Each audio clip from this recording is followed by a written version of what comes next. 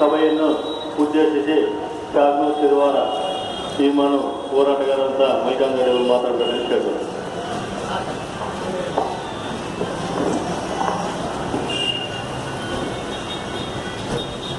ಹಿರಿಯರಾದಂಥ ಗಣ ಮಲ್ಲನಗೌಡ್ರೆ, ಮೌಕಾ ಗ್ರಾಮದ ಗ್ರಾಮ ಪಂಚಾಯಿತಿ ಪ್ರೆಸಿಡೆಂಟ್ ಅವರಾದ ಪಾಂಡೂರವರೇ, ತಾಲೂಕಾ ಪಂಚಾಯಿತಿ ಸದಸ್ಯರಾದ ಚೆನ್ನಪ್ಪರವರೇ, ಜಿಲ್ಲಾ ಪಂಚಾಯಿತಿ ಸದಸ್ಯರಾದ ಗೋವಿಂದು ಅವರೇ, ಮೋಕಾ ಗ್ರಾಮದ ಹಿರಿಯರೇ, ಪ್ರಮುಖರೇ, ಮುಖ್ಯಸ್ಥರೇ ಮತ್ತು ನನ್ನ ಅಣ್ಣ ತಮ್ಮಂದಿರೇ, ನೀವು ಗೊತ್ತಿದ್ದೀರಿ, ಜಾಗನೂರೇನು ಭಾಳ ದೂರ ಇಲ್ಲ.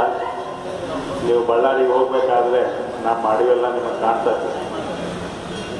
ಅಲ್ಲಿ ಒಂದು ಏರ್ಪೋರ್ಟ್ ಮಾಡಬೇಕಂತ ಹೇಳಿ ತೀರ್ಮಾನ ಆಗಿತ್ತು. ಅದು ಸಂಪೂರ್ಣ ನೀರಾವರಿ ಭೂಮಿ, ವರ್ಷಕ್ಕೆ 2 ರಿಂದ 3 ಫಸಲನ್ನು ಕೊಡುವ ಭೂಮಿ. ಅಂಥ ಭೂಮಿಯಲ್ಲಿ ಅದು ರೈತರಿಗಾಗಿ ಕೃಷಿಗಾಗಿ ಮೀಸಲಿಡಬೇಕು, ಅದು ರೈತರೇ ಬದುಕು ಅಂತ ಹೇಳಿ ರೈತರೆಲ್ಲ ಹೋರಾಟ ಮಾಡಿದರು. ಆ ಹೋರಾಟದ ಫಲವಾಗಿ ಇಂದಿಗೂ ಕೂಡ ರೈತರೇ ಆ ಭೂಮಿಯನ್ನು ತಮ್ಮ ವಶದಲ್ಲಿ ಇಟ್ಕೊಂಡಿದ್ದಾರೆ. ಈಗಲೂ ಸಾಗುವಳಿ ಮಾಡ್ತಾ ಇದ್ದಾರೆ, ಈಗಲೂ ಬೆಳೆ ಬೆಳೆಸ್ತಾ ಇದ್ದಾರೆ. ನಮ್ಮ ಆಸ್ಪತ್ರೆ ಮತ್ತು ಏರ್ಪೋರ್ಟ್ ಅಂದಾಗ ಬಳ್ಳಾರಿಯಲ್ಲಿ ನೋಡ್ರಿ, ನಮಗೆ ಇಡೀ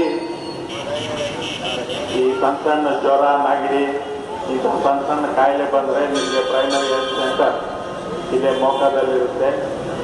ಸಣ್ಣ ಈ ಕಾಯಿಲೆಗಳು ವಾಸಿ ಆಗ್ತವೆ. ಏನಾದರೂ ಸೀರಿಯಸ್ ಆದಾಗ, ಭಾಳ ತೀವ್ರವಾಗಿ ಕಾಯಿಲೆಗಳು ಬಂದಾಗ,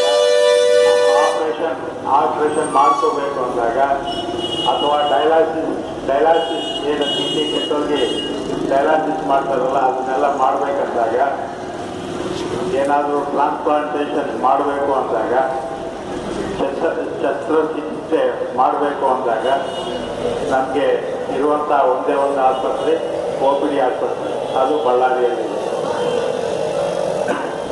ಬಳ್ಳಾರಿಯಲ್ಲಿ ಈಗಾಗಲೇ 2 ವಿಮಾನ ನಿಲ್ದಾಣಗಳಿವೆ.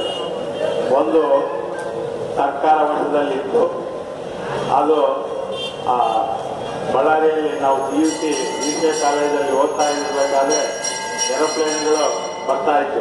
ನಾವು ಕುತೂಹಲದಿಂದ ಏರೋಪ್ಲೇನ್ ನೋಡ್ಬೇಕಂತೇಳಿ ಅಲ್ಲಿಂದ ಓಡಿ ಹೋಗಿ ನೋಡ್ತಾ ಇದ್ವಿ ಏರ್ಪೋರ್ಟ್ಗೆ. ಆದರೆ ಆ ಏರ್ಪ್ಲೇನ್ ಹತ್ತೋರು ಇಲ್ಲ, ಇಳಿಯೋರು ಇಲ್ಲ. ಹಂಗಾಗಿ ಪೂರ್ಣವಾಗಿ ಏರ್ಪ್ಲೇನ್ ನಮ್ಮ ಬಳ್ಳಾರಿಗೆ ಬರೋದು ಸ್ಟಾಪ್ ಆಗೋಯ್ತು. ಜಿಂದಾಲ್ ಫ್ಯಾಕ್ಟ್ರಿ ಅವರು ಒಂದು ಏರ್ಪೋರ್ಟನ್ನು ಮಾಡ್ಕೊಂಡು ಇದನ್ನ ಸಾರ್ವಜನಿಕ ಉಪಯೋಗಕ್ಕಾಗಿ ನೀವು ಬಳಸ್ಬೋದು ಅಂತೇಳಿ ಸರ್ಕಾರಕ್ಕೆ ತಿಳಿಸಿದಾಗ, ಸರ್ಕಾರ ಸಾರ್ವಜನಿಕ ವಲಯದಲ್ಲಿ ಆ ಏರ್ಪೋರ್ಟನ್ನು ಬಳಸಲಾಗ್ತಾ ಇದೆ. ಅಲ್ಲಿಗೆ ಕೂಡ ಯಾರಾದರೂ ಜನ ಏರೋಪ್ಲೇನ್ ಹತ್ತುತ್ತಾರಂತ ಹೇಳಿ ಕೆಲವು ಕಂಪನಿಗಳು ಏರ್ಪ್ಲೇನ್ಗಳನ್ನು ಬಿಡ್ತಾ ಇದ್ರು. ಆದರೆ ಅದು ಹತ್ತೋರಿಲ್ಲ, ಇಳಿಯೋರಿಲ್ಲ, ಪ್ಯಾಸೆಂಜರ್ಸೇ ಇಲ್ಲ. ಹಾಗಾಗಿ ಅಲ್ಲಿ ಕೂಡ ವಿಮಾನ ನಿಲ್ದಾಣಗಳು ನಿಂತು ಹೋಗ್ತವೆ. ಈಗ ಅದು ಏನಕ್ಕೆ ಬಳಕೆ ಆಗ್ತಾ ಇದೆ ಅಂದರೆ,